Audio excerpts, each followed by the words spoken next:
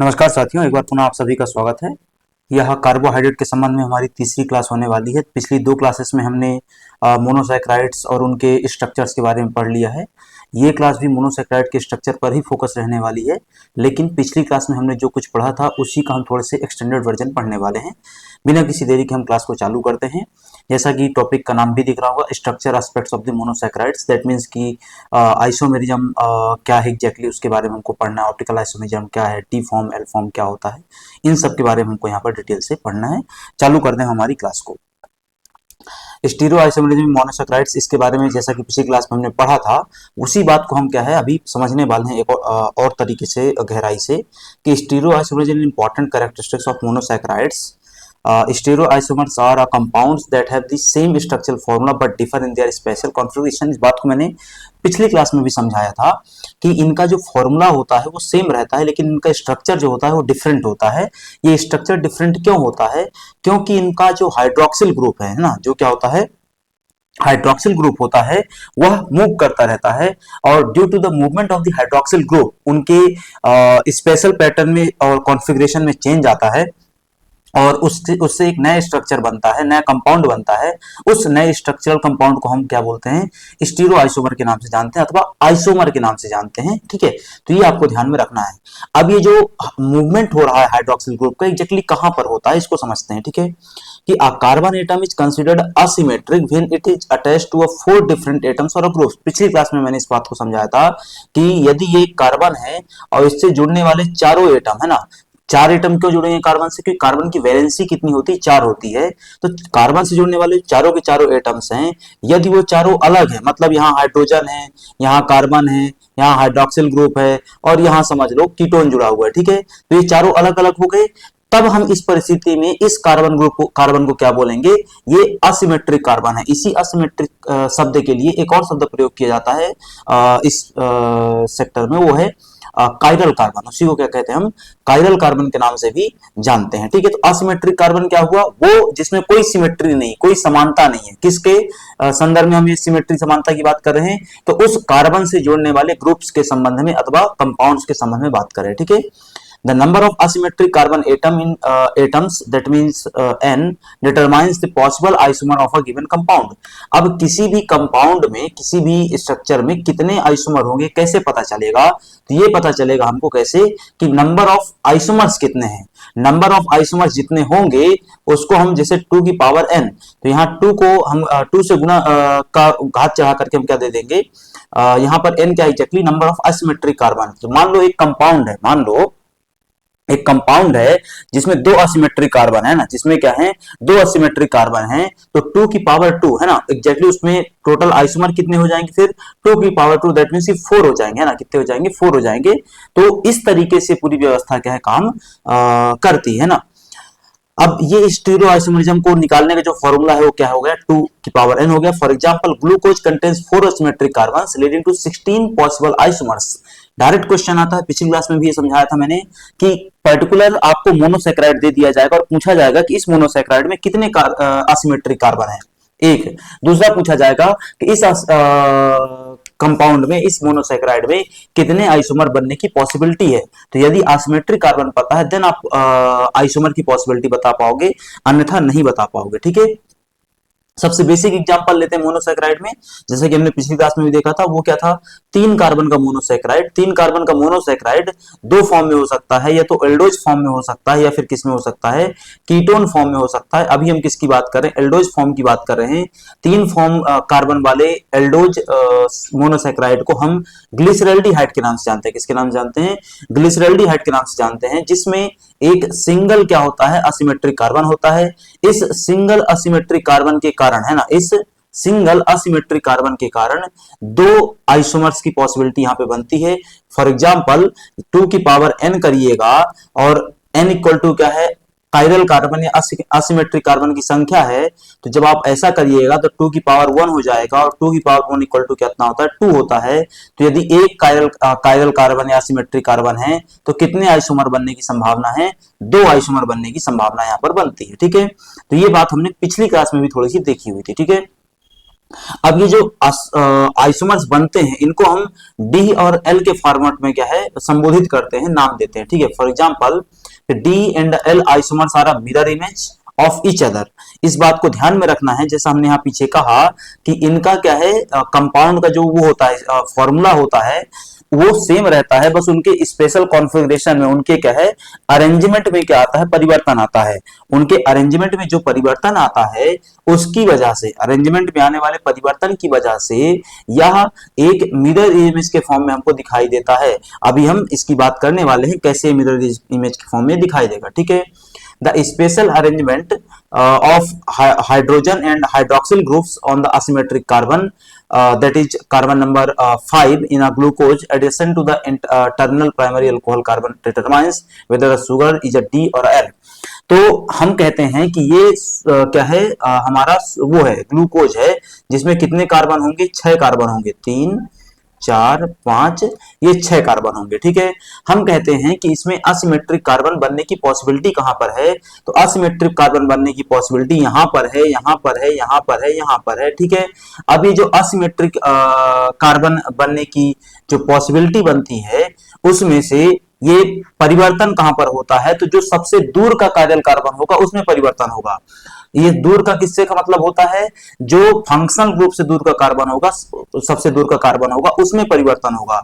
तो functional group यहां पर रहेगा तो सबसे दूर का कार्बन कौन सा हो जाएगा, ये हो जाएगा C5 हो जाएगा, है ना। या हम इसको क्यों नहीं कह रहे हैं भाई, क्योंकि इसमें एक अलग ग्रुप जुड़ा हुआ है, ठीक है, CH2OH जुड़ा हुआ है। तो ये चूंकि सबसे दूर का क्या होगा कार्बन होगा, सेकंड लास्ट कार्बन होगा C5 एग्जैक्टली। अब C5 में क्या होगा, यहाँ पर हाइड्रोक्सिल ग्रुप जुड़ा हुआ है ना, यहाँ पे क्या जुड़ा हुआ है हाइड्रोक्सिल ग्रुप जुड़ा हुआ है। तो इस हाइड्रोक्सिल ग्रुप में है ना, इस हाइड्रोक्सिल ग्रुप की पोजीशन में परिवर्तन होगा, कभी तो हाइड्रोक्सिल ग्रुप इधर रहेगा और कभी तो इधर आ जाएगा। लेकिन जब चाहे ये इधर रहे चाहे ये इधर रहे, ये दोनों एक दूसरे के मिरर इमेज के फॉर्म में क्या होंगे दिखाई देंगे, ठीक है। और उस मिरर इमेज के तहत जो दो कंपाउंड बन रहे हैं due to their special arrangement, हम उनको क्या कहते हैं डी और एल आइसोमर के नाम से जानते हैं, ठीक है। If the hydroxyl group is on the right the sugar belongs to the D series, है ना।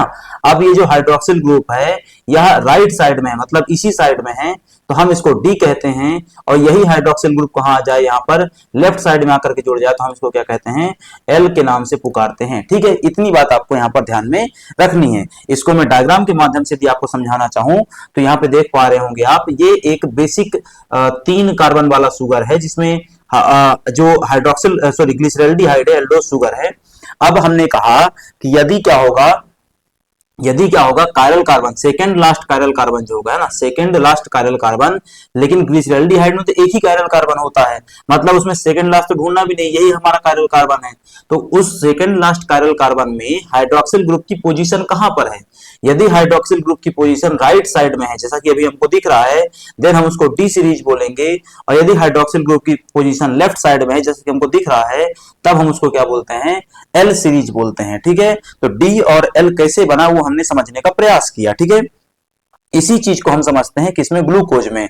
ग्लूकोज एक 6 कार्बन का शुगर है, मोनोसैकेराइड है। हमने इसमें कहा, पीछे हमने इसको डिस्कस किया कि जो सबसे सेकेंड लास्ट कार्बन होगा, सेकेंड लास्ट कायरल कार्बन होगा, और स्पेसिफिक करते हैं जो सेकेंड लास्ट असिमेट्रिक या कायरल कार्बन होगा उसमें हाइड्रोक्सिल ग्रुप की पोजीशन यदि राइट साइड में है जैसा कि यहाँ पे दिख रहा है 1 2 3 4 5 6, ये सेकेंड लास्ट कायरल कार्बन है ना, एग्जैक्टली सेकेंड लास्ट कार्बन, और यहाँ पे क्या है लास्ट कायरल कार्बन है, सेकेंड लास्ट कार्बन और लास्ट कायरल कार्बन। बात ध्यान में रखना, नॉर्मल कार्बन में तो ये आखिरी कार्बन है, लेकिन ये कायरल कार्बन नहीं है। कायरल कार्बन कौन सा है, ये है। बोले ये साहब कायरल कार्बन क्यों नहीं है, क्योंकि आप आखिरी में देख पा रहे हो जो आखिरी वाला सी है उसमें क्या जुड़ा हुआ है, उसमें CH2OH जुड़ा हुआ है, ये भी H है, ये भी H है, यहाँ पर OH है। हमने पीछे कायरल कार्बन की डेफिनेशन पढ़ी असिमेट्रिक कार्बन की कि दो कंपाउंड एटलीस्ट चारों में से कोई भी दो सेम नहीं होने चाहिए, चारों में से कोई भी दो सेम नहीं होने चाहिए, लेकिन यहाँ तो सेम हो जा रहा है, यहाँ C भी सेम हो जा रहा है और इससे जुड़ने वाला ये कार्बन भी सेम हो जा रहा है, तो समस्या होगा, है ना। तो इस समस्या से के कारण क्या हो जाता है, जो सेकेंड लास्ट वाला कार्बन रहेगा वो हमारा आखिरी कायरल कार्बन बनता है। अब उस आखिरी कायरल कार्बन को यदि तुम देखने का प्रयास करो यहाँ पर, है ना, आखिरी कायरल कार्बन यदि तुम देखो तो इस आखिरी कायरल कार्बन दिखाई दे रहा है कि जो हाइड्रोक्सिल ग्रुप है यह राइट साइड में है, और इसी वाले में हाइड्रोक्सिल ग्रुप कहां हो गया, लेफ्ट साइड में हो गया। इस कारण से हमने इसको क्या बोल दिया, डी ग्लूकोज, इसको क्या बोल दिया, एल ग्लूकोज। और ये पूरा का पूरा क्या है, एक मिरर इमेज है। कैसे मिरर इमेज है, यदि आप सुपर इम्पोज कर देंगे, है ना, आप लेफ्ट वाले स्ट्रक्चर को राइट वाले स्ट्रक्चर के ऊपर रख दीजिए, आपको कोई अंतर समझ में नहीं आएगा। ठीक है, क्यों, क्योंकि ये दोनों क्या है, एक दूसरे की सुपर इम्पोजिट मिरर इमेज के नाम से जानी जाती हैं। ठीक है, तो ये आपको ध्यान में रखना है। अब इस कायरल कार्बन की वजह से और डी और एल की वजह से क्या होता है, ऑप्टिकल एक्टिविटी का एक स्ट्रक्चर यहां पे बनता है। ठीक है, बोले क्या है एग्जैक्टली ऑप्टिकल एक्टिविटी, तो इसको समझ लो कि आप एक पोलराइज्ड लाइट को क्या करते हैं, पास करते हैं, किससे, मोनोसैकेराइड से। आप क्या करते हैं, एक ध्रुवीय प्रकाश को मोनोसैकेराइड से पास करते हैं। तो जब समझो यहां से आप लाइट पास कर रहे हो, यहां पे तुम्हारा क्या रखा, मोनोसैकेराइड रखा है। जब तुम यहां से लाइट पास ऑन करोगे तो उस लाइट के पर क्या होगी, कुछ प्रतिक्रिया होगी। क्या प्रतिक्रिया होगी, हम समझते हैं उसको कि sugar exhibits the optical activity due to the presence of asymmetric carbon atom. अब ये ऑप्टिकल एक्टिविटी क्यों शो कर रहा है शुगर, यह इस प्रकार की प्रकाशीय एक्टिविटी क्यों शो कर रहा है वो शुगर, क्योंकि उसमें क्या है, असिमेट्रिक कायरल कार्बन प्रेजेंट है। ठीक है, अब वो होता क्या एग्जैक्टली, तो when a beam of polarised light, अभी बताया ना कि एक ध्रुवीय प्रकाश क्या करते हो, पास करते हो, तो beam of polarised light pass through a solution of an optical isomer. ये तुमने क्या रखा था, यहाँ पर बीम ऑफ लाइट पास करी, यहाँ पे क्या रखा था, मोनोसैकेराइड, जो किस फॉर्म में है, सॉल्यूशन के फॉर्म में। किसके फॉर्म में है, सॉल्यूशन के फॉर्म में है। ठीक है, the light is rotated either to the right और लेफ्ट। अब यहां से तुमने पोलराइज लाइट पास करी, वह यहाँ एक बीकर में क्या रखा हुआ था, मोनोसैकेराइड घोल के रखा हुआ था, मान लो ग्लूकोज रखा हुआ है ना। वो जब लाइट पास होकर के यहाँ पे आएगी तो लाइट के साथ क्या होगा, रिफ्लेक्शन होगा, रोटेट हो जाएगी, सॉरी है ना, रिफ्लेक्शन नहीं होगा, रोटेट हो जाएगी। लाइट रोटेट होकर के दो प्रकार की गतिविधि शो करेगी, लाइट या तो राइट साइड में रोटेट हो जाएगी, अथवा लाइट क्या हो जाएगी, हमारी लेफ्ट साइड में रोटेट हो जाएगी, है ना, अथवा लेफ्ट साइड में रोटेट हो जाएगी। यदि लाइट हमारी राइट साइड में रोटेट होती है तब हम उसको क्या बोलते हैं, डेक्स्ट्रो रोटेटरी, और यदि लाइट हमारी लेफ्ट साइड में रोटेट होती है तब हम उसको क्या बोलते हैं, लीवो रोटेटरी। ठीक है, यहां तक की बात, इसको आपको ध्यान में रखना था। ठीक है, अब आता है इसी में what are the racemic mixtures. यहां तक की बात आपको ध्यान है कि डेक्स्ट्रो रोटेटरी डी हो गया, और या फिर उसी को प्लस में बताते हैं, लीवो रोटेटरी को एल हो गया, या फिर उसको माइनस में बताते हैं, है ना। तो ये आपको ध्यान में रखना है। अब आता है what are the racemic mixtures. ठीक है, तो आप क्या करिए, डी और एल का कॉम्बिनेशन यूज करिए, है ना। क्या करिए आप, डी और एल का कॉम्बिनेशन यूज करिए। भाई यहाँ पे क्या हुआ, या तो तुमने क्या किया, डेक्स्ट्रो लिया, या फिर क्या लिया, लीवो लिया। तुमने ये जो सॉल्यूशन बनाया था ना, लाइट बीम पास कर रहे थे, ये जो सॉल्यूशन बनाया था, ये तो क्या रहा होगा, डी रहा होगा, ये तो क्या रहा होगा, एल रहा होगा। दोनों में से कोई एक ही हो सकता है ना। इसी वजह से क्या हुआ, लाइट या तो लेफ्ट में जाएगी या तो लाइट राइट में जाएगी। मैं कहता हूं दोनों का तुम मिश्रण ले लो, मतलब डी भी हो और एल भी हो।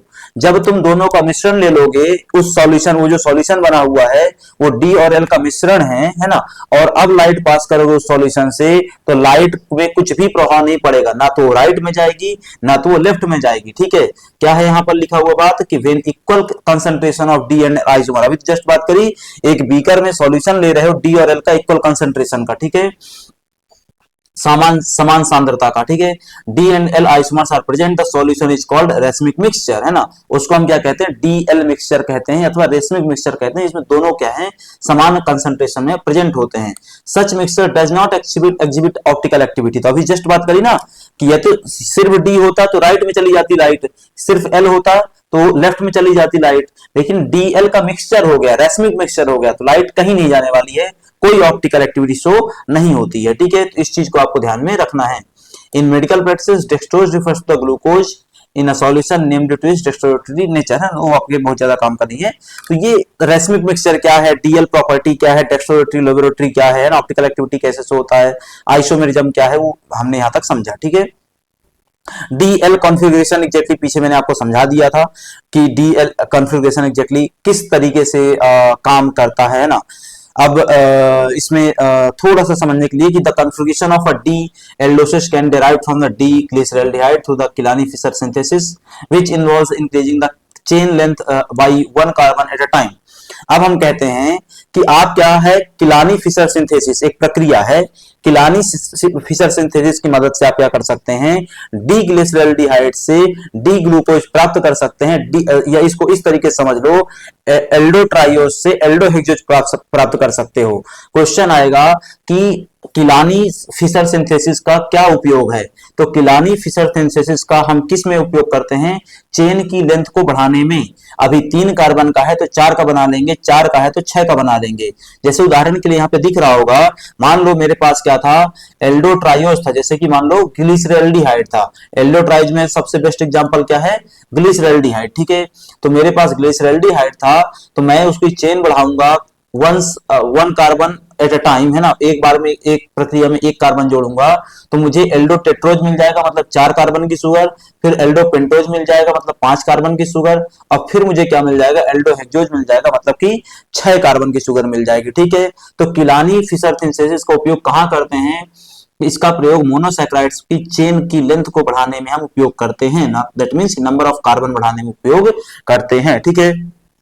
Among the 8 aldohexoses the most common are, है ना, एल्डोहेक्सोज में 8 प्रकार के क्या होते हैं, एल्डोहेक्सोज होते हैं, मतलब 6 कार्बन वाले मोनोसैकेराइड में 8 क्या है नाम बहुत चर्चित रहते हैं। उनमें से उन बहुत चर्चितों में से ग्लूकोज, मैनोज और गैलेक्टोज आप सामान्यतः नाम सुनते रहते होंगे। मेरे ख्याल से ग्लूकोज का आपने नाम ज्यादा सुना होगा, बाकी ग्लूकोज, मैनोज, गैलेक्टोज भी प्रचलन में रहते हैं, ठीक है।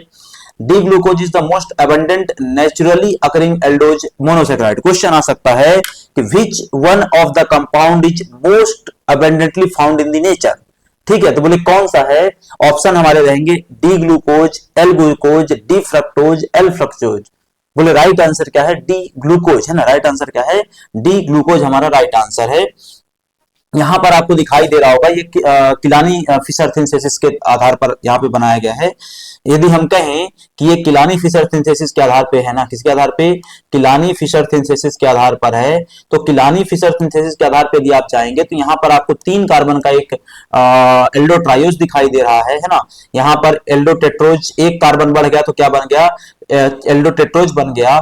3 कार्बन के एल्डोट्राइयोज में हमने यहाँ पे ग्लिसरॉल्डिहाइड रखा, 4 कार्बन के एल्डोटेट्रोज में हमने यहाँ पे इरिथ्रोज रखा, यहाँ पे थ्रियोज रखा, ठीक है। इरिथ्रोज और थ्रियोज दोनों क्या होते हैं, 4 कार्बन के कंपाउंड होते हैं, मोनोसैकेराइड होते हैं, ठीक है। हमने फिर एक फर्दर एक और कार्बन जोड़ दिया तो हमको क्या मिला, एल्डोपेंटोज मिला। एल्डोपेंटोज के एग्जांपल क्या है, तो डी राइबोज, डी इराइबिनोज, है ना, डी जाइलोज, डी लैक्सोज, ये उसके क्या हैं, पेंटोज के, एल्डोपेंटोज के उदाहरण हैं। अब हम किलानी फिशर सिंथेसिस का उपयोग करके एक और कार्बन जोड़ेंगे तो एल्डोपेंटोज से एल्डोहेक्सोज मिल जाएगा। एल्डोहेक्सोज के एग्जांपल क्या हैं, तो एल्लोज हो गया, एल्ट्रोज हो गया, ग्लूकोज, मैनोज, है ना, ये उसके क्या हैं, उदाहरण है। इसके अलावा ग्लूकोज, है ना, ग्लूकोज और ग्लूकोज दोनों अलग अलग हैं, तो ग्लूकोज, आइडोज, है ना, गैलेक्टोज, टेलोज, इस प्रकार के क्या है उसमें से कंपाउंड मिलते हैं, ठीक है, यहां तक की बात। तो ये इस तरीके की प्रक्रिया का उपयोग करके आप क्या कर सकते हैं, एक एल्डोट्रायोज जोड़ करके एक कार्बन जोड़ कर एक नया एल्डो क्या है कंपाउंड प्राप्त कर सकते हैं, एल्डो मोनोसैकेराइड प्राप्त कर सकते हैं, ठीक है। तो ये आपको यहाँ पर क्या है ध्यान में रखना है, ठीक है। ये एग्जैक्टली फिशर प्रोजेक्शन को शो करता है, किसको शो करता है, फिशर प्रोजेक्शन को शो करता है। फिशर प्रोजेक्शन पिछली क्लास में समझाया था, आज भी अभी देख लेंगे थोड़ा सा, है ना। तो ये है एग्जैक्टली, यहां तक कि मेरे ख्याल से आपको बात क्या है समझ में आई होगी, जिसके तहत हमने देखा कि हम कहां से शुरू करके कहां तक जाते हैं, कि भाई starting from the dihydroxy acetone that is triose ketose, there are 5 physiologically important keto sugars in biological systems, ठीक है। अब इसको यहाँ पे समझ लो, जैसे मैंने यहाँ पे लिखा हुआ है एल्डोट्रायोज, जो कि क्या है, एक उसका उदाहरण क्या है, एल्डोग्लिसरॉल्डिहाइड, लेकिन यहाँ पर ट्रायोज की जगह कीटोज भी तो हो सकता था, क्या हो सकता था, कीटोज भी हो सकता था, सॉरी एल्डोज की जगह कीटोज भी हो सकता था। कीटो ट्रायोज क्या हो जाएगा, कीटो ट्रायोज। जो सुगर्स होती हैं उसमें 2 ही प्रकार के ग्रुप होते हैं, जो सुगर्स होती हैं उनमें 2 प्रकार के ग्रुप में से एक ग्रुप क्या होता है, एल्डिहाइड, जिसको एल्डोज कहते हैं शॉर्ट में, और एक ग्रुप होता है कीटोन, जिसको कीटोज कहते हैं शॉर्ट में। तो यदि हम यहाँ पे एल्डोज की जगह कीटोज जोड़ देंगे तो यह डी ग्लिसरॉल्डिहाइड की जगह, है ना, यहाँ पर डी ग्लिसरॉल्डिहाइड की जगह क्या आ जाएगा, डी हाइड्रोक्सी एसीटोन आ जाएगा, है ना, या डाई हाइड्रोक्सी एसीटोन आ जाएगा, ठीक है। उससे भी आप क्या करते हैं, फर्दर कंपाउंड बनाते चले जाते हैं एक एक कार्बन को जोड़ करके, ठीक है। जैसे यहाँ पर दिखाया है, यहाँ पे पूरा का पूरा जो चार्ट था ये एल्डो कंपाउंड पे बेस्ड था, जिसमें 3 कार्बन से लेकर के 6 कार्बन तक के कंपाउंड किलानी फिशर सिंथेसिस से कैसे बनेंगे वो हमने देखा। वैसे ही यहाँ पर हम ये देख रहे हैं कि 3 कार्बन से 6 कार्बन तक के, 7 कार्बन तक के इवन जो आपके कीटोज कंपाउंड है वो कैसे बनते हैं। जैसे उदाहरण के लिए 3 कार्बन में आपके पास क्या था, डाई हाइड्रोक्सी एसीटोन था। जब आप 4 कार्बन हुए है ना, तो यहाँ पर डी जाइलोज हो गया है ना, ऐसे ही 5 में राइबुलोज हो गया, 6 में आपका फ्रक्टोज हो गया, 7 में आपका क्या हो गया, सीडोहेप्टुलोज हो गया। ठीक है, तो एक एक कार्बन क्या हो रहा है, लगातार बढ़ता जा रहा है, उससे हमको एक नया कंपाउंड क्या हो जाता है, मिल जाता है। ठीक है, तो ये आपको ध्यान में रखना है। अब आता है व्हाट आर द इपीमर्स, है ना। इपीमर्स भी मैंने पिछली क्लास में पढ़ाया था, बस उसी को यहाँ पे थोड़ा सा क्या कर रहा हूँ, व्यवस्थित तरीके से बता रहा हूँ, समझा रहा हूँ। ठीक है, कि epimers are a monosaccharides that differ in a configuration at a single carbon atom excluding the anomeric carbon, है ना, एक्सक्लूडिंग द एनोमेरिक कार्बन। बोले सबसे पहले समझो एनोमेरिक कार्बन क्या होता है ना, सबसे पहले समझ लेते हैं एनोमेरिक कार्बन क्या होता है। तो जो फंक्शनल ग्रुप होता है, समझो यहाँ पर, हाँ यहीं पे देख लेते हैं ना भाई, है ना, जो फंक्शनल ग्रुप का कार्बन होता है, जो फंक्शनल ग्रुप का कार्बन होता है, जैसे ये फंक्शनल ग्रुप है, ये फंक्शनल ग्रुप है ना, यहाँ पर ये फंक्शनल ग्रुप है, ये फंक्शनल ग्रुप है, ये फंक्शनल ग्रुप है, एल्डिहाइड है ना। यहाँ पे फंक्शनल ग्रुप कहां पर है भाई, है ना, यहाँ पर फंक्शनल ग्रुप कहां लगा है, ये लगा है, ये लगा है, ये लगा है। ठीक है, अब ये जो कार्बन है, यदि ये कार्बन फंक्शनल ग्रुप का कार्बन क्या हो जाए, कायरल कार्बन बन जाए, फंक्शनल ग्रुप का कार्बन क्या बन जाए, कायरल कार्बन बन जाए, असिमेट्रिक कार्बन बन जाए, तो हम उस कार्बन को कायरल कार्बन ना बोल करके क्या बोलते हैं, एनोमेरिक कार्बन बोलते हैं। क्या बोलते हैं, एनोमेरिक कार्बन बोलते हैं। पिछली क्लास में एनोमेरिक कार्बन अच्छे से पढ़ाए थे। ठीक है, यहाँ पे वापस से लौटते हैं कि epimers are monosaccharides that differ in a configuration at a single carbon atom excluding the anomeric carbon. तो इपीमर्स क्या होते हैं, ऐसे मोनोसैकेराइड्स जिनके कॉन्फ़िगरेशन में किसी एक सिंगल कार्बन पे क्या होता है, अंतर होता है, लेकिन यह एनोमेरिक कार्बन को इंक्लूड नहीं करता है। ठीक है, इतना आपको ध्यान में रखना है। जैसे उदाहरण के लिए glucose and galactose are C4 epimers differ at carbon 4। Glucose और गैलेक्टोज को तुम यहाँ पे उदाहरण में देखो। ठीक है, तुमको यहाँ पर क्या दिखाई दे रहा है, ग्लूकोज दिखाई दे रहा है मेरे ख्याल से, और यहाँ पर क्या दिखाई दे रहा है, गैलेक्टोज दिखाई दे रहा है ना। अब वापस से आओ, ये कहते हैं है ना कि glucose and galactose are C4 epimers differ at carbon number 4, है ना। अब यहां पर इनके कार्बन नंबर 4 की ओर यदि हम बात करें, सॉरी, है ना, ये ग्लूकोज है 1 2 3 4, ये आपका कार्बन नंबर 4 है, और यहां पर गैलेक्टोज में 1 2 3 4, ये कार्बन नंबर 4 है। अब यहां पे दिख रहा होगा हाइड्रोक्सिल ग्रुप कहां पर है, राइट साइड में है, और यहां पर दिख रहा होगा हाइड्रोक्सिल ग्रुप कहां पर है, लेफ्ट साइड में दिखाई दे रहा है। ठीक है, बात वापस से आई कि ये स्पेशल कॉन्फ़िगरेशन में क्या आता है, डिफरेंस आता है, अंतर आता है। इस स्पेशल कॉन्फ़िगरेशन के डिफरेंस के कारण अथवा इस स्पेशल कॉन्फ़िगरेशन के अंतर के कारण क्या हो जाता है, यह इपीमर्स का निर्माण होता है। ऐसे ही ग्लूकोज और मैनोज का इपीमर भी बनता है कहां पर, C2 कार्बन पे बनता है। किसमें बनता है, C2 पे। ग्लूकोज गैलेक्टोज का कहां पे बनता है, C4 पे बनता है। ऐसे ही डायरेक्ट क्वेश्चन आपको वहां पे देखने को मिलेंगे। ठीक है, तो आप ध्यान में रखिएगा। अब आता है व्हाट इज इपीमेराइजेशन। तो एपिमेराइजेशन की प्रोसेस क्या है exactly, the process of converting one epimer into another is called epimerisation which is catalysed by the class of enzymes known as epimerase, है ना। तो एपिमरेज एंजाइम के प्रेजेंस में एक एपिमर का दूसरे एपिमर में कन्वर्जन होना ही एपिमेराइजेशन कहलाता है। ग्लूकोज का गैलेक्टोज में कन्वर्ट होना, गैलेक्टोज का ग्लूकोज में कन्वर्ट होने की प्रोसेस एपिमेराइजेशन कहलाती है, जो कि एपिमर नामक एंजाइम के प्रेजेंस में होती है, संपन्न होती है। ठीक है, जो कि वहां पर वह एंजाइम एपिमरेज एंजाइम क्या करता है, एक कैटलिस्ट का काम करता है, एक उत्प्रेरक का काम करता है। ठीक है, तो उसको आप ध्यान में रखेंगे। यहां पर आपको स्ट्रक्चर्स ऑफ इपीमर्स दिखाई दे रहे हैं, पीछे से मैंने इसको समझा दिया था आपको, है ना, कि ये एग्जैक्टली क्या है, आपका ग्लूकोज है ना। यहाँ पर क्या है, ग्लूकोज है। हमने कहा कि C4 के इपीमर्स है ना, ये क्या होता है आपस में, C4 इपीमर है। क्या है, C4 इपीमर है। दिखाई भी दे रहा होगा, पहला कार्बन, दूसरा कार्बन, तीसरा कार्बन, ये चौथा कार्बन, पहला दूसरा तीसरा और ये चौथा कार्बन, जिसमें हाइड्रोक्सिल ग्रुप यहाँ लेफ्ट में है और यहाँ पर कहां पर है, राइट में है। ठीक है, अब एक इपीमर यहाँ पे बनता है इन दोनों के बीच में, कैसे बनता है, तो यहाँ पर वापस से C2 में परिवर्तन आता है। इसमें C2 के तहत यदि देखें तो यहाँ हाइड्रोक्सिल ग्रुप राइट में है, यहाँ हाइड्रोक्सिल ग्रुप कहां पर है, लेफ्ट में है। ठीक है, तो एग्जैक्टली किस पर्टिकुलर कार्बन पे ये देखने को मिलता है, उसके आधार पे हम क्या करते हैं, ईपीमर को कैटेगराइज करते हैं अथवा उसका नाम देते हैं, नामांकित करते हैं। ठीक है, तो उसको ध्यान में रखना है आपको। अब आता है कि इनेंशियोमर्स क्या होते हैं। तो enantiomers are a special type of stereoisomers that are a mirror image of each other. वैसे हमने इस चीज को, इनेंशियोमर को पीछे पढ़ा दिया है आपको, है ना, पीछे जो मैंने आपको डी और एल पढ़ाया था सुपर इम्पोज्ड मिरर इमेज के रूप में, है ना, ये एग्जैक्टली है ना, डी और एल जो आपको यहाँ पे पढ़ाया था मैंने सुपर इम्पोज्ड मिरर इमेज के रूप में, वही चीज दरअसल क्या कहलाती है, इनेंशियोमर कहलाता है ना, वही चीज क्या है आपका इनेंशियोमर के नाम से जानी जाती है। तो उसके लिए अलग से आपको परेशान होने की आवश्यकता नहीं है। ठीक है, most sugars in higher animals are of the D configuration। अब हमने पढ़ा कि D और L दोनों फॉर्म में क्या हो जाता है, कंपाउंड पाया जाता है, लेकिन नेचुरली सर्वाधिक किस में पाया जाता है, D फॉर्म में पाया जाता है। इसीलिए ग्लूकोज सर्वाधिक किस में पाया जाता है, D ग्लूकोज के रूप में पाया जाता है। किसके रूप में, D ग्लूकोज के रूप में सर्वाधिक पाया जाता है। ठीक है, the term diastereomers refers to the stereoisomers that are not mirror image of each other. ठीक है, अब यहाँ पे एक टर्म आती है, बोले डाइस्टोमर्स क्या होते हैं। तो हमने समझा कि स्टीरियो आइसोमर्स क्या होते हैं, तो स्टीरियो आइसोमर्स एक दूसरे के सुपर इम्पोज्ड मिरर इमेज होते हैं। लेकिन साहब फिर डाई स्टीरियो आइसोमर्स क्या हैं, तो diastereoisomers just like stereoisomers, लेकिन अंतर कहाँ पे आ जाता है, अंतर आता है कि डाई स्टीरियो आइसोमर्स के तहत वह सुपर इम्पोज्ड मिरर इमेज नहीं होते हैं। ठीक है, वहां पर जो कंपाउंड होता है वो सुपर इम्पोज्ड मिरर इमेज के रूप में दिखाई नहीं देता है। ठीक है, तो उसको भी आपको ध्यान में रखना है। ठीक है, यहाँ पे इनेंशियोमर्स दिए हुए हैं, कौन से वाले, स्टीरियो आइसोमर्स वाले, कौन जो क्या कर रहे हैं, मिरर इमेज का निर्माण कर रहे हैं, है ना, जिसमें इसमें डी ग्लूकोज और एल ग्लूकोज दिया हुआ है।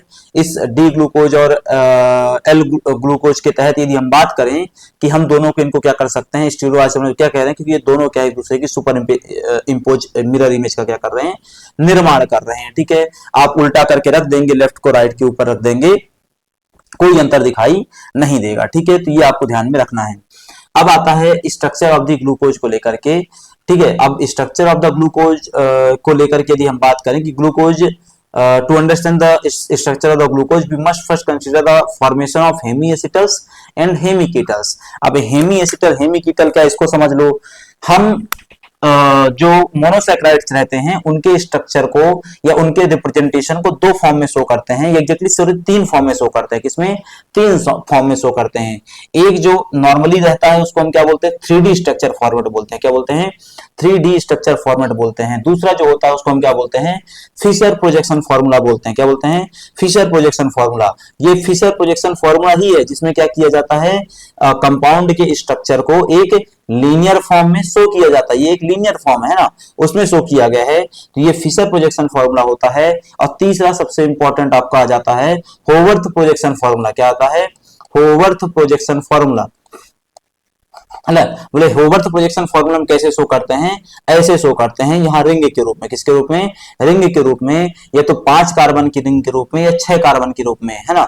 ये अभी हम देखने वाले हैं आगे आकर के कि इसको हम कैसे शो करते हैं। ठीक है, यहाँ तक की बात मेरे ख्याल से कि in monosaccharides the hydroxyl group can react with its own aldehyde और ketone functional group to form हेमीएसिटल और हेमीकेटल। ठीक है, तो जो हाइड्रोक्सिल ग्रुप रहता है वह या तो एल्डिहाइड के साथ अथवा कीटोन ग्रुप के साथ क्या है, रिएक्ट करता है। यदि एल्डिहाइड के साथ हाइड्रोक्सिल ग्रुप रिएक्ट करेगा तो हेमीएसिटल बनेगा, और यदि वही हाइड्रोक्सिल ग्रुप क्या है आपका कीटोन ग्रुप के साथ रिएक्ट करेगा तो उसमें से क्या है, हेमीकीटल बन जाएगा। ठीक है, in glucose aldehyde group at C1 reacts with the alcohol group at C5, है ना। इसमें होता क्या है, तो पहला कार्बन 5वें कार्बन के साथ क्या है, रिएक्ट करता है। पहले कार्बन में क्या होता है, फंक्शनल ग्रुप होता है, एल्डिहाइड ग्रुप होता है। पहले कार्बन में क्या होता है, फंक्शनल ग्रुप होता है, एल्डिहाइड ग्रुप होता है। और 5वें कार्बन में आपका क्या रहेगा, जो वो रहेगा आपका 5वें कार्बन का हाइड्रोक्सिल ग्रुप रहेगा। ये दोनों आपस में क्या करेंगे, रिएक्ट करेंगे। तो पहले कार्बन और 5वें कार्बन के बीच में होने वाली रिएक्शन से क्या होता है, दो प्रकार के कंपाउंड बन करके आते हैं। उन दो प्रकार के कंपाउंड में से एक को हम क्या बोलते हैं, ग्लूकोपाइरानोज, दूसरे को हम क्या बोलते हैं, ग्लूको अल्फा डी ग्लूकोपाइरानोज, या दूसरे को हम क्या बोलते हैं, बीटा डी ग्लूकोपाइरानोज, है ना। अब ये अल्फा और बीटा क्या है अभी मैं समझाता हूं आपको। ठीक है, मेरे ख्याल से डी क्या है, उसको समझने में प्रॉब्लम नहीं होगी आपको, क्योंकि डी और एल पीछे समझा दिया, ठीक है। अल्फा बीटा क्या है इसको समझने में प्रॉब्लम आएगी, समझते हैं, इसको देखते हैं, ठीक है। अब जैसे उदाहरण के लिए ये हेमी कीटल कैसे बनता है, पीछे मैंने बताया आपको कि यदि क्या हो जाए हाइड्रोक्सिल ग्रुप किससे रिएक्ट कर दे, एल्डिहाइड से, तो हेमी एसिटल बनेगा। यदि हाइड्रोक्सिल ग्रुप किससे रिएक्ट कर दे, कीटोन से रिएक्ट कर दे, तो क्या बन जाएगा, हेमी कीटल बन जाएगा। बस इसको आपको ध्यान में रखना है, ठीक है। अब यहां पर आता है Fischer and Haworth projection formula. Fischer मैंने समझा दिया कि जब आप लीनियर रिप्रेजेंटेशन करते हैं, एक लाइन में क्या करते हैं, फॉर्मूले को पूरा शो करते हैं, देन हम उसको क्या बोलते हैं, फिशर प्रोजेक्शन बोलते हैं।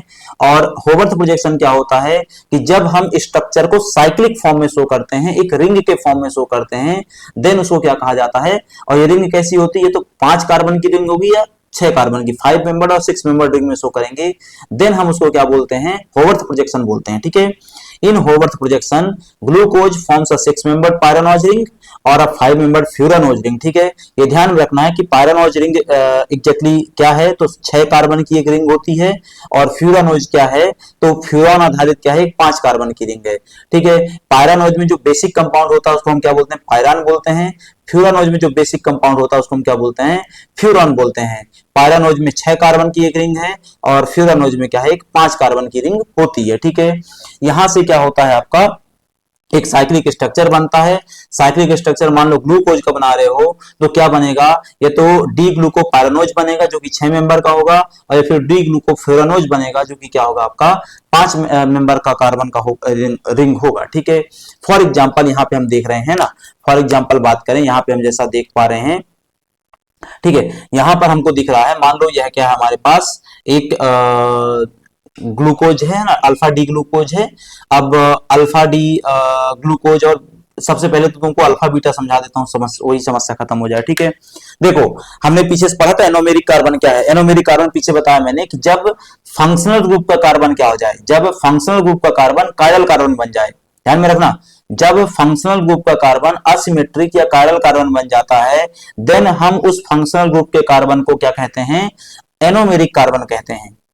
और चूंकि वो कायरल कार्बन बन गया है, तो उसमें हाइड्रोक्सिल ग्रुप का क्या होगा, मूवमेंट होगा, मतलब कि आइसोमेरिज्म वहां पर होगा। वहां पे क्या होगा, आइसोमेरिज्म होगा, मतलब मिरर इमेज बनेगी, क्या बनेगी, मिरर इमेज बनेगी। तो अल्फा डी ग्लूकोज है ना, अल्फा डी ग्लूकोज में यहां पर क्या आ रहा है, राइट साइड में हाइड्रोक्सिल ग्रुप है। बीटा डी ग्लूकोज में यहां पर क्या है, हाइड्रोक्सिल ग्रुप लेफ्ट साइड में है। तो डी का मतलब तो क्लियर है, मुझे अभी उसको समझाने की आवश्यकता नहीं है। अल्फा का मतलब क्या हुआ कि जब एनोमेरिक कार्बन में है ना, ये एल्डिहाइड ग्रुप था, यहां के कार्बन क्या हो गया, कायरल बन गया, सिमेट्रिक बन गया। तो जब एनोमेरिक कार्बन में राइट साइड में, जब एनोमेरिक कार्बन का हाइड्रोक्सिल ग्रुप राइट साइड में होगा, देन हम उसको अल्फा बोलेंगे। और जब एनोमेरिक कार्बन का हाइड्रोक्सिल ग्रुप लेफ्ट साइड में होगा, तब हम उसको क्या बोलेंगे, बीटा बोलेंगे, ठीक है। और यहां पर जितने भी स्ट्रक्चर शो कर रहे हैं, ये सब कौन से स्ट्रक्चर हैं, फिशर प्रोजेक्शन फॉर्मूला के स्ट्रक्चर हैं। कौन से हैं, फिशर प्रोजेक्शन फॉर्मूला। और ये जो नीचे तीनों स्ट्रक्चर शो कर रहे हैं, कौन से हैं, होवर्थ प्रोजेक्शन फॉर्मूला, जो कि किसमें शो होता है, रिंग के फॉर्म में शो होता है, जिसमें पहला कार्बन और 5वें कार्बन के बीच में रिएक्शन होती है, ठीक है। किसके बीच में, पहला कार्बन और 5वें कार्बन के बीच में रिएक्शन होती है, और उस पहले और 5वें कार्बन के बीच में हुई रिएक्शन के आधार पे एक रिंग का क्या होता है, निर्माण होता है। वो रिंग या तो 6 मेंबर पायरान रिंग होगी, जिसको पायरानोज बोल देंगे, या तो 6 मेंबर क्या होगी, 5 मेंबर क्या होगी, फ्यूरान रिंग होगी, जिसको हम क्या बोल देंगे, फ्यूरानोज बोल देंगे, ठीक है। यहाँ पर 6 मेंबर दिखाई दे रहा है, इसलिए क्या हुआ है, ये पायरानोज के नाम से जाना जाता है, ठीक है। इतनी बातें आपको ध्यान में रखनी है। ये पायरानोज फ्यूरानोज मेरे ख्याल से पीछे भी आपने समझ लिया था, तो उसमें इतनी ज्यादा समस्या आपको नहीं आनी चाहिए, ठीक है। यहां तक की बात, ये पूरा क्या था, कहानी था आपका फिशर प्रोजेक्शन और होवर्थ प्रोजेक्शन को लेकर के। वही यहाँ पे कुछ और उदाहरण आपके लिखे हुए हैं, है ना। जैसे यहाँ फ्यूरानोज, तो जैसे ये हमारा क्या है, बेसिक कंपाउंड है ना, ये हमारा क्या है, बेसिक कंपाउंड है, जो कि एक टैगाटोज है, कीटो फॉर्म में है ना। ये क्या है, टैगाटोज है, कीटो फॉर्म में, जिसमें 1 2 3 4 5 6 कार्बन क्या है, अटैच्ड है। इसमें टैगाटोज जो कि एक कीटो फॉर्म में है, मतलब कीटोन ग्रुप में मेन ग्रुप है, उसके अलग अलग यहाँ पे आपको क्या है, स्ट्रक्चर दिखाई दे रहे हैं। ये एग्जैक्टली क्या है, फिशर प्रोजेक्शन है, और ये क्या है, सभी चारों बाहर वाले होवर्थ प्रोजेक्शन के नाम से जाने जाते हैं, ठीक है। तो इसको आपको ध्यान में रखने की आवश्यकता थी, ठीक है। वही यहाँ पर भी क्या है, पीछे वाला प्रेजेंटेशन यहाँ पर भी क्या है दिखाया गया है। यही बात पीछे की जो बातें हैं वो बातें यहाँ पर भी की गई, मतलब अलग से कुछ भी यहाँ पे नहीं लिखा गया है, बस उसी को समराइजेशन के फॉर्म में यहाँ पे लिखा गया है। तो आप नहीं भी पढ़ेंगे, स्किप कर देंगे तो भी कोई समस्या नहीं है, ठीक है। अब आता है एनोमर्स और म्यूटर रोटेशन एग्जैक्टली क्या है, ठीक है। वैसे ये बात मैंने पीछे समझा दी थी, बस इन शब्दों के आधार पर नहीं समझाया था, तो एक शब्दों के आधार पर समझा देता हूँ कि the alpha and beta form of a D glucose are called anomers, ठीक है। अब तुमने जो अल्फा और बीटा बनाया है ना, तुमने जो अल्फा और बीटा बनाया और पीछे मैंने समझाया, इनके आधार पे जो नया कंपाउंड बनता है उसको हम क्या बोलते हैं, एनोमर बोलते हैं। डी और एल के आधार पे जो नया कंपाउंड बना था उसको हम क्या बोल रहे थे, इनेंशियोमर बोल रहे थे। क्या बोल रहे थे, इनेंशियोमर बोल रहे थे। और अल्फा बीटा के आधार पे जो नया कंपाउंड बनता है उसको हम क्या बोलते हैं, एनोमर बोलते हैं, ठीक है। कि in the alpha anomer the hydroxyl group on the anomeric carbon is on opposite side of the CH2H group, जबकि in the beta anomer the hydroxyl group on the anomeric carbon is on the same side of the CH2H group, है ना। ये तो same side में होगा या opposite side में होगा। मान लो अल्फा ग्रुप क्या है, CH2H ग्रुप के अपोजिट में है ना, अल्फा ग्रुप क्या है, CH2H ग्रुप के क्या है, अपोजिट में है, तब हम उसको क्या बोलेंगे, अल्फा बोलेंगे, है ना। और ये फिर सेम साइड में है ना, ये तो फिर क्या होगा, सेम साइड में हो जाएगा या फिर क्या हो जाएगा, अपोजिट साइड में हो जाएगा, ठीक है। जैसे यहाँ पे दिखाई दे रहा है, यहाँ पे कैसा है भाई, ये सेम साइड में है, यहाँ पे कैसा है भाई, है ना, यहाँ पर आपका एग्जैक्टली इसको छोड़ देते हैं, यहाँ पर आपका आ जाता है, यहाँ पर अपोजिट साइड में, ठीक है। CH2H OH यहाँ है, OH यहाँ पे उल्टा आ गया, जबकि यहाँ पे दोनों सेम था। अब चूंकि यहाँ पे सेम सॉरी यहाँ पे अपोजिट साइड में हो गया तो हम इसको क्या बोलेंगे, अल्फा बोलेंगे। यहाँ पे सेम साइड में हो गया तो बीटा बोलेंगे। यही बात आपका क्या यहाँ पे लिखी भी हुई थी, है ना, कि अपोजिट साइड में हो गया तो अल्फा है, सेम साइड में हो गया तो बीटा है ना। इसको इस आधार पे क्या किया था बताया जाता है, इसको लेफ्ट और राइट के आधार पे भी कई बार बताया जाता है, लेकिन चूंकि इसको साइक्लिक रिंग में ही बताया जाने का सर्वाधिक महत्व है, तो इसलिए हम इसको क्या बोलते हैं, सेम साइड और अपोजिट साइड के आधार पे कंसीडर करते हैं, ठीक है। ये चीज को हम क्या बोलते हैं, एनोमर्स बोलते हैं। अब यहाँ पे आता है म्यूटा रोटेशन क्या है एग्जैक्टली, है ना। तो mutarotation is a phenomena where alpha and beta anomers of glucose undergo interconversion, मतलब अल्फा बीटा बन जाए, बीटा अल्फा बन जाए, ठीक है। तब हम इसको प्रक्रिया को क्या बोलते हैं, म्यूटा रोटेशन के नाम से जानते हैं। ये जो म्यूटा रोटेशन का परसेंटेज होता है वो मैंने पिछली क्लास में आपको समझाया हुआ था। यहां से इसको पढ़ने के बजाय आप पिछली क्लास से उसको पढ़िएगा, उसका पूरा का पूरा डेटा वहां पे आपको कवर करवाया हुआ था, ठीक है। म्यूटा रोटेशन मतलब फ्रक्टोज की बात करें कि fructose also exhibits the mutarotation but in a slightly different way. कैसे कि fructose can interconvert between pyranose and furanose rings until equilibrium is obtained, है ना। कि ये पायरानोज से फ्यूरानोज बन जाएगा, फ्यूरानोज से पायरानोज बन जाएगा। कब तक बनता रहेगा, जब तक कि इक्विलिब्रियम, एक समानता की वहां पे बात ना आ जाए। ये समानता किसमें रहेगी, ऑप्टिकल रोटेशन में समानता रहेगी, ठीक है। आप यहीं पे छोटा सा पॉइंट आता है, वो है इन्वर्जन ऑफ द सुक्रोज। क्या होता है कि when sucrose that is dextrorotatory hydrolyses it breaks down into fructose that is laevorotatory and glucose, है ना।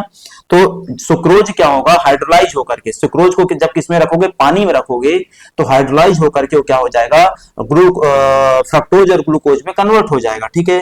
This process is called inversion of the sugar, है ना। ये किसमें क्या कहलाता है, इन्वर्जन ऑफ द सुगर के नाम से जाना जाता है। इन्वर्ट हो रहा है, ठीक है, क्या हो जा रहा है, इसमें इन्वर्ट हो रहा है। इन्वर्ट कहां पे हुआ, डेक्स्ट्रोरोटेटरी से क्या बन गया, उसका जो कंपाउंड था वो क्या बन गया, लिबोरोटेटरी बन गया, ठीक है। तो इस कारण हम उसको क्या कहते हैं, हम उसको इन्वर्जन ऑफ शुगर के नाम से जानते हैं, ठीक है। अब यहाँ पे छोटा सा पॉइंट आता है, वो है रिएक्शंस ऑफ द मोनोसैकेराइड।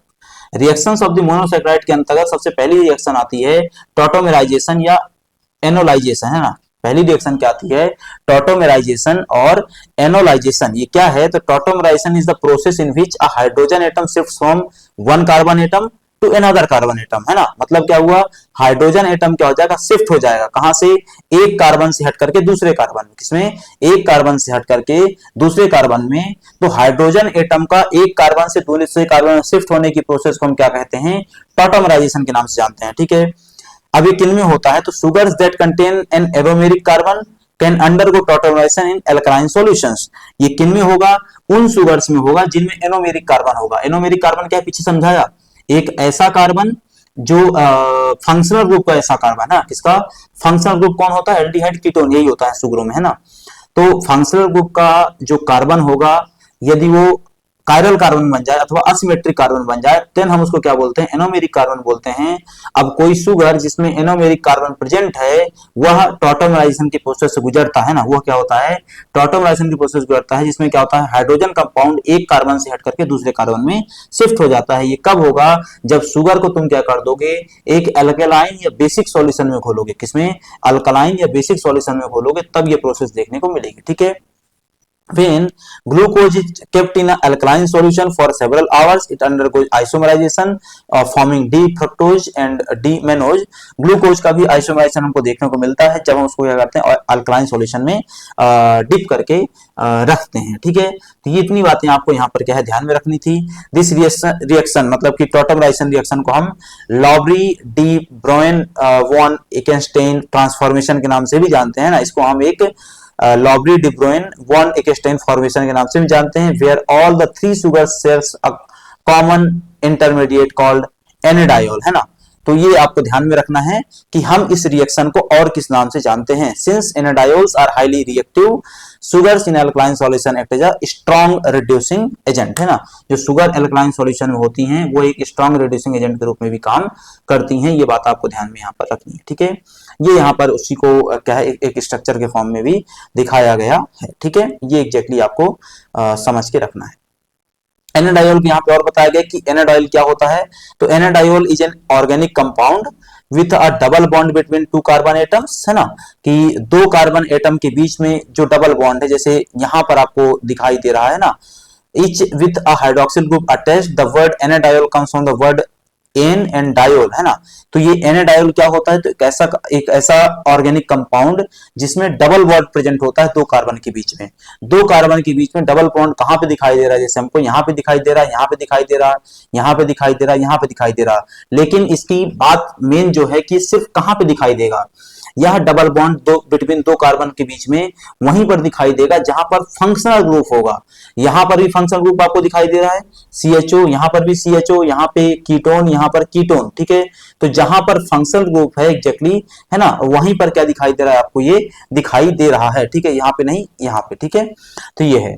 अब इनकी कुछ प्रॉपर्टीज होती हैं कि enediols are highly reactive, can reduce ions, है ना, बहुत ज्यादा प्रतिक्रियाशील होते हैं, क्रियाशील होते हैं। They can be a reducing sugars, या रिड्यूसिंग शुगर के रूप में भी वर्क करते हैं।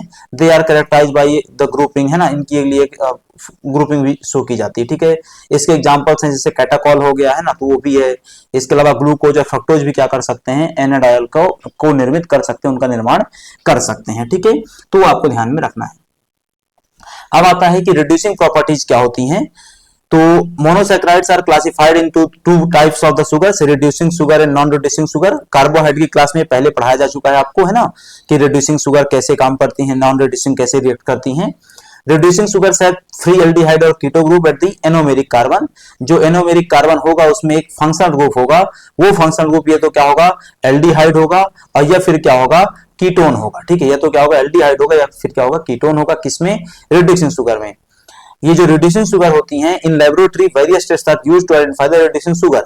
रिड्यूसिंग शुगर की पहचान के लिए हम कई टेस्ट का यूज करते हैं, जिसमें कुछ टेस्ट में जैसे एक होता है बेनेडिक्ट टेस्ट, दूसरा फेलिंग टेस्ट, फेलिंग रिएजेंट की मदद से, ये बेनेडिक्ट रिएजेंट की मदद से, और तीसरा होता है बारफोर्ड टेस्ट, है ना, तीसरा क्या होता है, बारफोर्ड टेस्ट। ठीक है, तो वो तीन टेस्ट का यूज किया जाता है to identify the reducing sugar, है ना, रिड्यूसिंग शुगर की पहचान के लिए। ठीक है, चूंकि रिड्यूसिंग शुगर है तो रिडक्शन की क्रिया हो रही होगी, कैसे, रिडक्शन, ऑक्सीडेशन रिडक्शन में से कौन सी क्रिया, रिडक्शन होगी। तो क्या होता है exactly, the enediol form of the sugars, है ना, एज जैसा कि पहले हमने इसको डिस्कस किया था कि enediol form of the sugars reduces cupric ion of a copper sulphate to cuprous ion. तो क्यूप्रिक आयन को किसमें रिड्यूस कर देगा, क्यूप्रस आयन में, है ना, किसको, क्यूप्रिक आयन को किसमें रिड्यूस कर देगा, क्यूप्रस आयन में रिड्यूस कर देगा। तो रिड्यूसिंग हो रहा है किसकी मदद से, एनाडायल फॉर्म द शुगर की मदद से। ठीक है, this reaction forms yellow precipitate of the cuprous hydroxide. इस रिएक्शन के पश्चात क्या बन जाएगा, क्यूप्रस हाइड्रोक्साइड का एक प्रेसिपिटेट बनेगा, एक नीचे वो आ जाएगा, मटेरियल जमा हो जाएगा, और red precipitate of the cuprous oxide, है ना। तो क्यूप्रस हाइड्रोक्साइड का ये तो येलो प्रेसिपिटेट बनेगा, और या फिर क्यूप्रस ऑक्साइड का, हाइड्रोक्साइड का येलो, ऑक्साइड का रेड क्या बन जाएगा, प्रेसिपिटेट बन जाएगा। ठीक है, तो आपके लिए जो काम की बात हुई थी कि रिड्यूसिंग शुगर को कैसे पहचाने, बेनेडिक्ट रिएजेंट की मदद से, फेलिंग रिएजेंट की मदद से और बॉरफोर्ड रिएजेंट की मदद से। ठीक है, उस तरीके से उसको पहचान सकते हैं। ठीक है, ये वहां पर चीज आपको दिखाई भी दे रही है कि जैसे यहाँ पर हम मोटा तौर पे बात करें कि एक प्रेसिपिटेट बनेगा, जैसे यहाँ पर क्या बन रहा है हमारा, है ना, शुगर था एनाडायल, तो उससे शुगर एसिड बन गया। फाइनली आपने जो कि कॉपर सल्फेट डाला था तो उसकी रिएक्शन होते होते क्यूप्रिक से क्यूप्रस बन गया और अल्टीमेटली क्या बना, क्यूप्रक ऑक्साइड बना, जो कि क्या है, रेड एक प्रेसिपिटेट है। क्यूप्रक ऑक्साइड बना जो कि क्या है, एक रेड प्रेसिपिटेट के तौर पर उभर करके आया। ठीक है, रिडक्शन के बाद आता है ऑक्सीडेशन ऑफ द मोनोसैकेराइड्स, कि the oxidation of monosaccharides depend on the oxidising agent, कि कौन सा ऑक्सीडाइजिंग एजेंट यूज कर रहे हो। ऑक्सीडाइजिंग एजेंट के आधार पर यह निर्भर होगा कि उसका ऑक्सीडेशन होगा अथवा नहीं होगा, एक, और दूसरा होगा तो क्या बनेगा, अंत में प्रोडक्ट क्या बनेगा वो निर्धारण होता है। कि oxidation of aldehyde group leads to the formation of gluconic acid, है ना, कि एल्डिहाइड ग्रुप के ऑक्सीडेशन की वजह से क्या बन जाता है, ग्लूकोनिक एसिड बन जाता है ना। अब एसिड का जो बेसिक फॉर्मूला होता है वो क्या होता है, COOH, जबकि एल्डिहाइड का बेसिक फॉर्मूला क्या होता है, CHO, है ना, क्या होता है, CHO। ठीक है, ऑक्सीडेशन ऑफ टर्मिनल अल्कोहल का यदि हुआ ग्रुप, है ना, ऑक्सीडेशन ऑफ एल्डिहाइड हुआ तो क्या बन गया, ग्लूकोनिक एसिड बन गया। लेकिन oxidation of terminal alcohol group यदि होगा तो क्या होगा, leads to the formation of glucuronic acid, है ना, क्या बनेगा, ग्लूक्यूरोनिक एसिड। यदि टर्मिनल का आखिरी के अल्कोहल ग्रुप का, है ना, टर्मिनल का मतलब यहाँ पे समझ लो क्या है, एग्जैक्टली 6 कार्बन का एक शुगर है ना, 6 कार्बन का एक शुगर है यहाँ पर। यहाँ पे जो आखिरी में क्या होगा, हाइड्रोक्सिल ग्रुप होगा, है ना, अल्कोहलिक ग्रुप होगा, उसका यदि क्या हो जाए, ऑक्सीडेशन हो जाए तो वहां पर क्या बन जाता है, ग्लूक्यूरोनिक एसिड बनता है। या फिर एल्डिहाइड का ऑक्सीडेशन होगा तो क्या बनता है, ग्लूकोनिक एसिड बनता है। क्या बनता है, ग्लूकोनिक एसिड। ठीक है, these oxidation reactions play an important role in biological industrial applications. ठीक है, तो आपके लिए काम की बात क्या ध्यान में रखनी है, ग्लूकोनिक एसिड कब बनता है, ग्लूक्यूरोनिक एसिड कब बनता है, किस प्रोसेस की वजह से बनता है। ठीक है, ये रिडक्शन ऑफ दी मोनोसैकेराइड्स हमने पीछे पढ़ लिया था। बस ध्यान में क्या रखना है कि रिडक्शन के लिए हम कुछ रिड्यूसिंग एजेंट यूज करते हैं। रिड्यूसिंग एजेंट के तौर पे हम किसका यूज करते हैं, सामान्यतः सोडियम अमलगम का यूज करते हैं ना, किसका, सोडियम अमलगम का यूज करते हैं, जिसमें अमलगम का मतलब क्या होता है, पारा, है ना, अमलगम का मतलब क्या होता है, मरकरी का यूज किया जाता है। तो वो बस रिड्यूसिंग एजेंट ध्यान में रखेंगे, बाकी प्रोसेस मैंने पीछे आपको बता दी थी। मान लो अब तुम रिड्यूस करवाते हो, जैसे उदाहरण के लिए डी ग्लूकोज को, तो क्या बन जाएगा, सॉर्बिटॉल।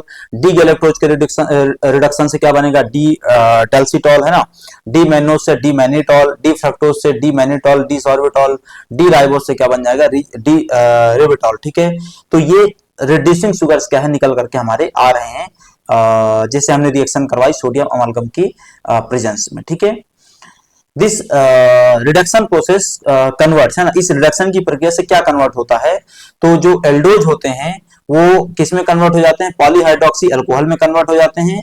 जबकि जो कीटोज होते हैं ना, कीटोज जो होते हैं वो शुगर अल्कोहल्स में कन्वर्ट हो जाते हैं, किसमें, सुगरिक अल्कोहल में कन्वर्ट हो जाते हैं। तो उसको आपको ध्यान में रखना है। ठीक है, अब आता है effects of sorbitol and dulcitol accumulation, कि यदि हमारे शरीर में है तो यदि हमारे शरीर में क्या हो जाए, सॉर्बिटॉल का कंसंट्रेशन बढ़ जाए अथवा हमारे शरीर में डेल्सिटॉल का कंसंट्रेशन बढ़ जाए तो क्या समस्या होगी, है ना।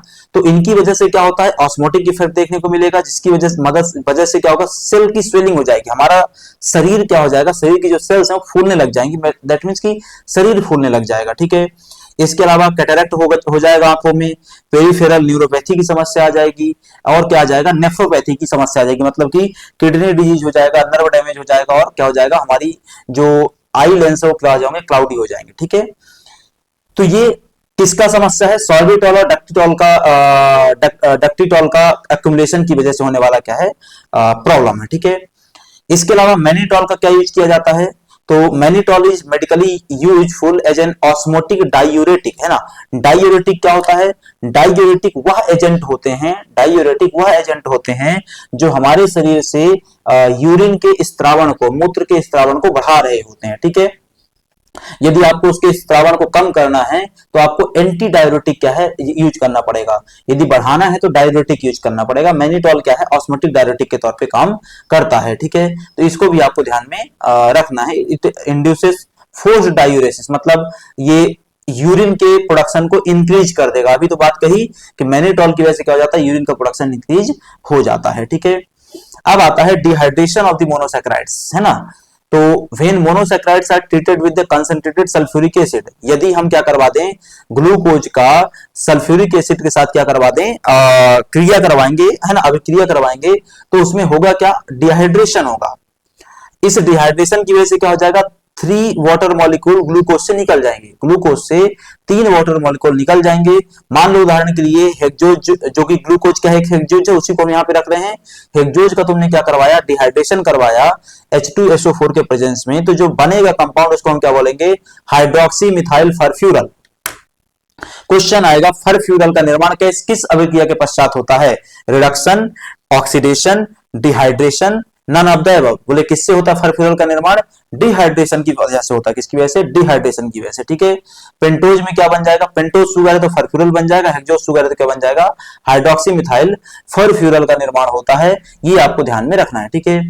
दीज फरफ्यूरल्स, है ना, रिएक्ट विथ फिनोलिक कंपाउंड्स, है ना। फिनॉल का एग्जैक्टली फॉर्मूला क्या होता है, तो कुछ ऐसा होता है 6 मेंबर्ड रिंग में, ये एग्जैक्टली फिनॉल है आपका, है ना।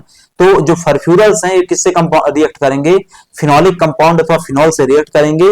जैसे उदाहरण के लिए फिनॉल का एक एग्जांपल यहाँ पे क्या है, अल्फा नेफ्थॉल, है ना, क्या है, एक अल्फा नेफ्थॉल है, उससे रिएक्ट करेंगे टू फॉर्म कलर्ड प्रोडक्ट्स। क्या बनाएंगे, कुछ कलर्ड प्रोडक्ट बनाएंगे, which is the chemical basis of Molisch test, ठीक है। अब जब मॉलिस टेस्ट करते हैं हम, है ना, क्या करते हैं, मॉलिस टेस्ट करते हैं, तो मॉलिस टेस्ट में हम यही पता करते हैं कि कलरिंग कंपाउंड बना अथवा नहीं बना, ठीक है। लेकिन वो कलरिंग कंपाउंड बना कैसे, वो बना कैसे, जब फरफ्यूरल का रिएक्शन करवाया किससे हमने, नेफ्थॉल से।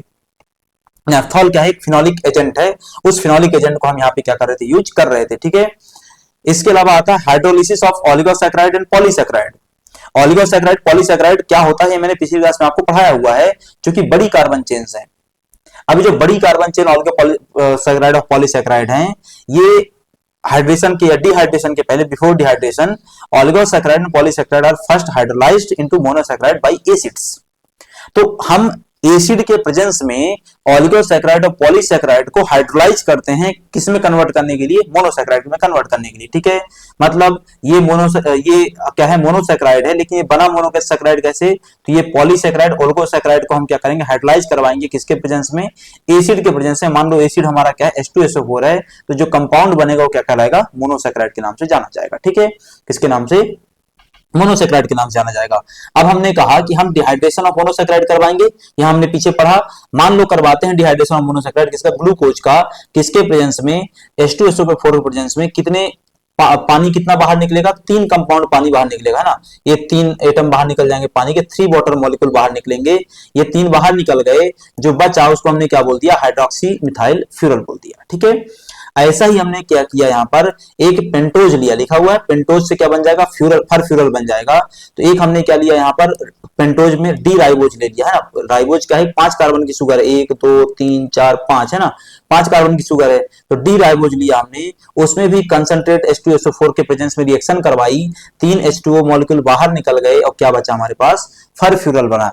तो ये क्या था, dehydration of the monosaccharides in the presence of the concentrated H2SO4 था, ठीक है। इसको आपको ध्यान में रखना है। अब आता है biochemical test of the monosaccharides. Monosaccharide के कुछ बायोकेमिकल टेस्ट यहाँ पे दिए हुए हैं, जिसमें सबसे पहला टेस्ट आता है बियाल टेस्ट, है ना। पहला क्या आता है, बियाल टेस्ट। ये बियाल टेस्ट किसके लिए यूज करते हैं, पेंटोज शुगर के लिए यूज करते हैं। किसके लिए, पेंटोज शुगर के लिए यूज करते हैं, जिसमें रिएक्शन किसके प्रेजेंस में करवाई जाती है, हाइड्रोक्लोरिक एसिड के प्रेजेंस में रिएक्शन करवाई जाती है। किसके प्रेजेंस में, हाइड्रोक्लोरिक एसिड के प्रेजेंस में रिएक्शन करवाई जाती है।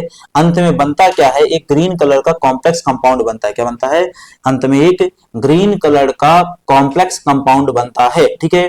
हम इसका यूज कहां करते हैं, इसका यूज किया जाता है जाइलोज के डिटेक्शन में। किसमें, जाइलोज के डिटेक्शन में, कि जाइलोज हमारे शरीर में है अथवा नहीं है। तो कैसे करेंगे, तो यूरिन सैंपल लिया जाएगा, उसमें क्या करेंगे, टेस्ट लगाएंगे, पता चलेगा कि जाइलोज है अथवा नहीं है। तो जाइलोज का डिटेक्शन करने के लिए हम क्या करते हैं, बियाल टेस्ट का यूज करते हैं, ठीक है।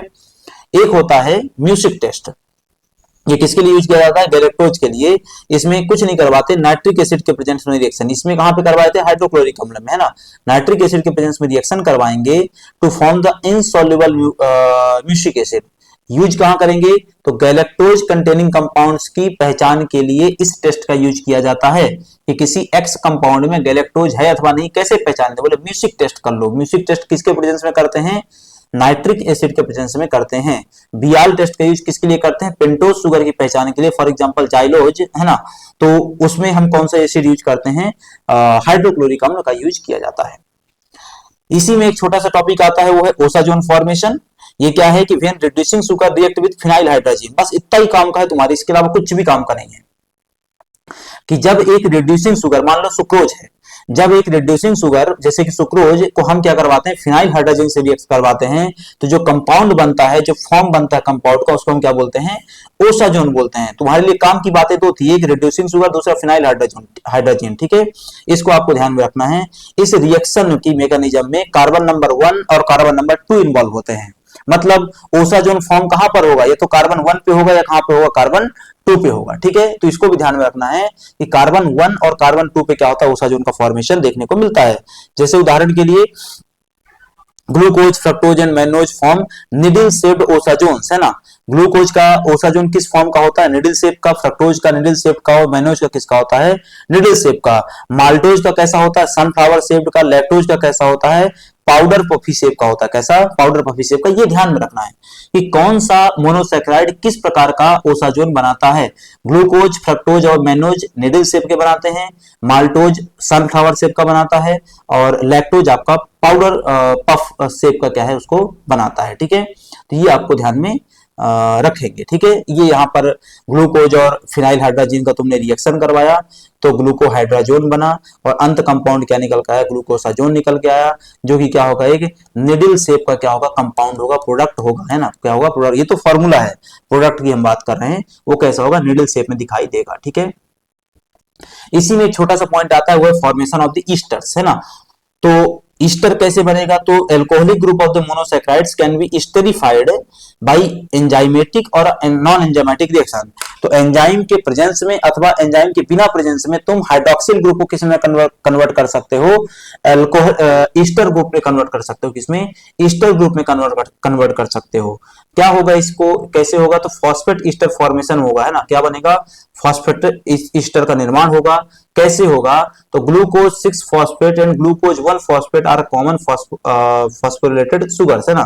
तो ये कहां पे होता है? ग्लूकोज 6 फॉस्फेट या फिर ग्लूकोज 1 फॉस्फेट में, मतलब पहले कार्बन में अथवा छठवें कार्बन पे क्या होता है? इसका निर्माण होता है। जैसे तुमने पढ़ा ओसाजोन कहां बना? ये तो पहले पे बना या दूसरे पे बना। ऐसे ही ईस्टर कहां पे बना? या तो पहले पे बना या फिर कहां पे बना? छठवें में बन जाता है, ठीक है। तो ये आपको ध्यान में रखना है। एटीपी डोनेट्स, इसमें एटीपी का निर्माण होता है, that donates the phosphate group in this reaction. इसके अलावा यूज क्या है? तो इसेंशियल एनर्जी मेटाबॉलिज्म ग्लाइकोलाइसिस की प्रोसेस में इस ईस्टर फॉर्मेशन का उपयोग किया जाता है, ठीक है। ये इसकी एक जनरल रिएक्शन दी हुई है। जैसे मान लो कार्बोहाइड्रेट है जिसका हाइड्रोक्सिल ग्रुप एक एसिड के प्रेजेंस में रिएक्ट करेगा और क्या बनाएगा? ईस्टर बनाएगा, और क्या अलग से निकल जाएगा? H2O निकल जाएगा, जो कि बाहर उसके निकल जाता है। ये प्रोसेस कुछ एंजाइम की मदद से होती है, जैसे कि उदाहरण के लिए काइनेज एंजाइम हो गया, उसके प्रेजेंस में प्रोसेस संपन्न कराई जाती है। ये हमारी क्लास थी, जिस क्लास में आज हमने मोनोसैकेराइड्स के बारे में संपूर्ण बातें चर्चा करी, और मोनोसैकेराइड्स यहाँ से खत्म होता है। अगली क्लास में हम डाइसैकेराइड या यूं कहें ओलिगोसैकेराइड और पॉलीसैकेराइड के बारे में चर्चा करेंगे। आज की क्लास को हम यहाँ पे खत्म करते हैं। मिलेंगे आपसे अगली क्लास में, तब तक के लिए आप सभी का धन्यवाद।